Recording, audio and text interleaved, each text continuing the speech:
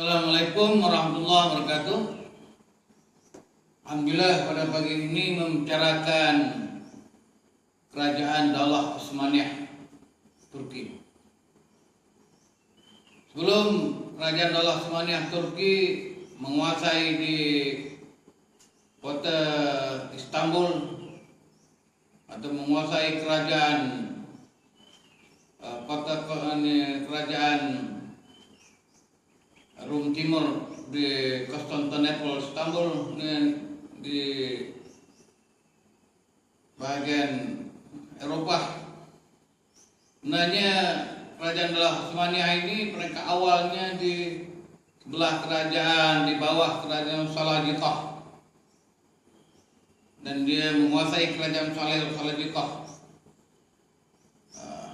Kerajaan ini dinamakan Kerajaan Daulah Osmaniyah karena dinisbahkan kepada anak Ertuğrul yang bernama Osman. Ertuğrul yang menguasai daerah di bagian Salajikah, kemudian dapat menguasai bentuk kerajaan, buah kerajaan diberi namanya Osman ataupun Daulah Osmaniyah. Kemudian perkembangan Daulah Osmaniyah ini berkembang terus menguasai dan membebaskan kembali kota Baghdad daripada kerajaan Mongol.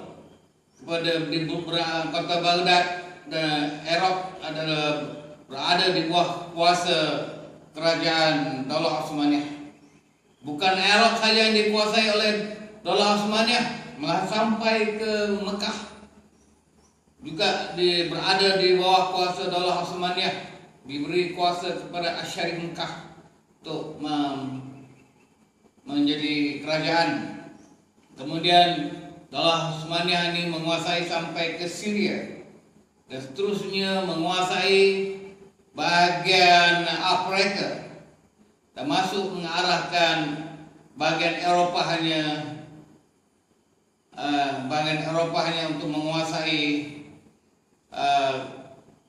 menguasai kerajaan Rum Timur yang berpusatnya di kota Konstantinopel, yaitu pada masa Sultan Muhammad II, yaitu Sultan yang ke-7 daripada Kesultanan Daulah Osmaniyah.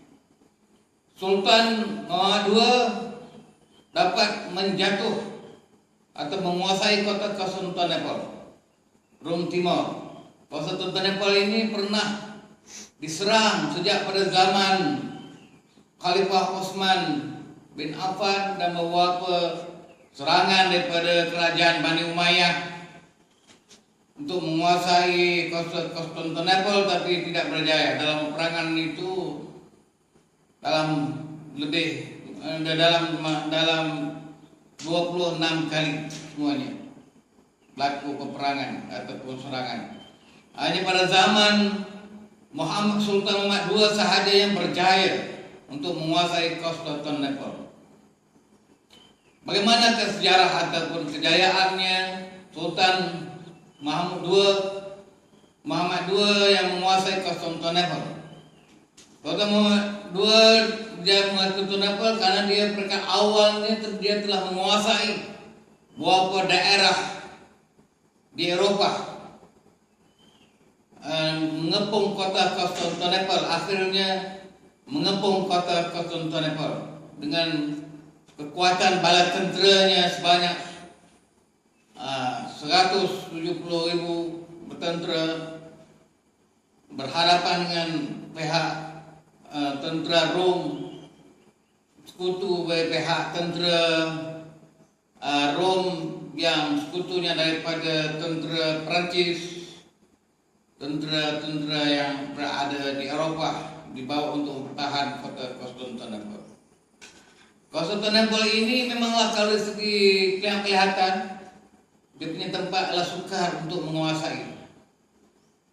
Saya pergi nih kota Konstantinopel, melihat dekat, memang kotanya tinggi, mempunyai 3 lapis kotanya, dan tidak mungkin untuk memanjat ataupun memasuk dalam kota itu.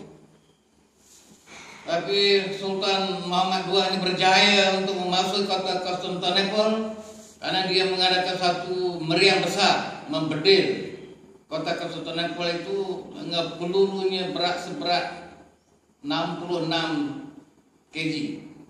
Melalui hentaman peluru meriam yang kuat ini menyebabkan Konstantinopel itu roboh dan terpecah ataupun terdapat lubang-lubang yang berlubang. Melalui lubang-lubang yang terdapat pada runtuhan di kota inilah tentera-tentera Islam menyerbu masuk ke dalam kota Konstantinopel dan membunuh tentera yang terdapat di dalam, dan seterusnya masuk ke dalam istana Raja Konstantinopel dan menangkap dia punya dan membunuh raja. Dengan itu jatuhlah kota Konstantinopel kepada kerajaan Islam di bawah Kesultanan Muhammad II, dan diisytiharkan kota Konstantinopel ini sebagai diberi nama baru dengan nama mereka awalnya Istanbul. Istanbul maknanya kota Islam. Kemudian disebut dengan nama Istanbul sehingga sekarang ini. Kehebatan Sultan Muhammad II bukan saja kota Konstantinopel sahaja yang dia kuasai, malah ingin meluaskan kuasa pemerintahannya daripada seluas 600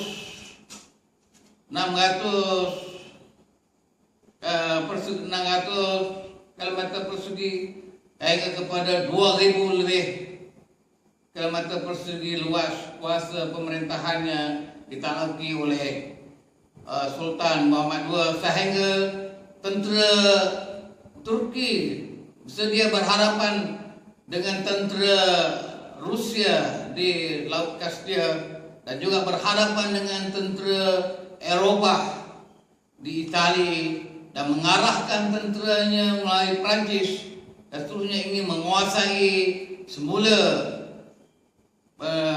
Spanyol, karena Spanyol pada masa itu telah pun dikuasai oleh raja Kristen ataupun kuasa oleh orang Barat.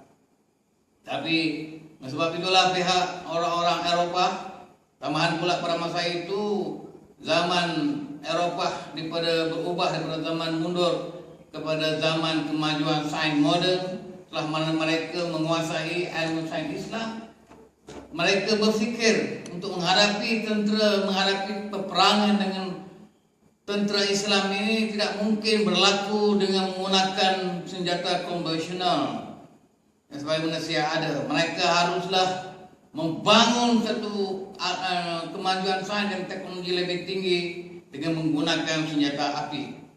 Inilah atas dasar pemikiran untuk mempertahankan kedaulatan Eropah, inilah negara Barat membangun kemajuan sains dan teknologi lebih tinggi dalam pertahanan peperangan yang menggunakan peralatan perang menggunakan senjata api.